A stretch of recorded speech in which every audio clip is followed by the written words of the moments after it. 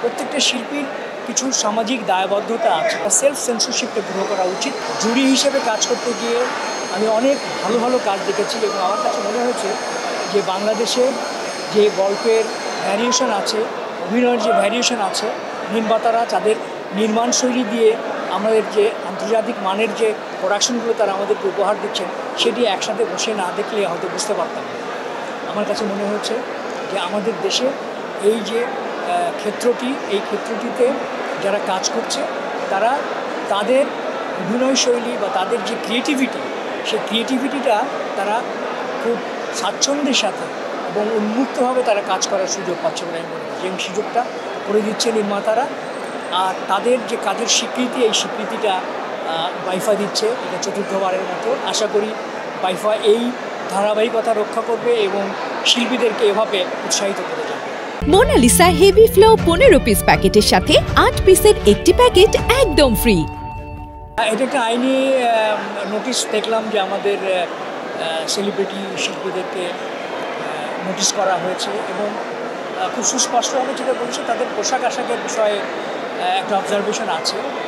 আমি মনে করি যে আইনি নোটিশটা পাঠিয়েছেন তিনি তার অবজারভেশন থেকে এটি করেছেন এবং আইনি প্রক্রিয়ার মাধ্যমে যারা আইনি নোটিশ পেয়েছেন তারা অবশ্যই তাদের পক্ষে বা তারা এই যে নোটিশটি পেয়েছেন তার যৌক্তিক বিষয়গুলো তারা উপস্থাপন করবেন।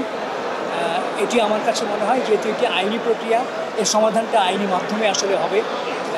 এই বিষয়ে আমি আসলে মতামত দেওয়াটা আমার পক্ষে যৌক্তিক হবে বলে আমি মনে করি না। আমি আসলে যে সময় কাজ শুরু করেছি আমরা আমাদের মধ্যে এক ধরনের সচেতনতা নিজেদের মধ্যে তৈরি করেছি। আমাদেরকে সচেতন করা হয়েছে যে প্রত্যেকটা শিল্পীর কিছু সামাজিক দায়বদ্ধতা আছে, সেই দায়বদ্ধতার জায়গা থেকে নিজস্ব কিছু সেন্সরশিপ তৈরি করতে হবে এবং সমাজে কোন কাজটি করলে বিরূপ প্রতিক্রিয়ার সৃষ্টি হবে, কোন কাজটি করলে সমাজের উপকার হবে, সেই বিষয়গুলো কিন্তু একজন শিল্পী হিসাবে জানাটা খুবই জরুরি বলে আমি মনে করি। আর পোশাক বা ব্যক্তি স্বাধীনতার বিষয়ে সেটি কিন্তু যার যার নিজস্ব স্বাধীনতা বলে আমি মনে করি।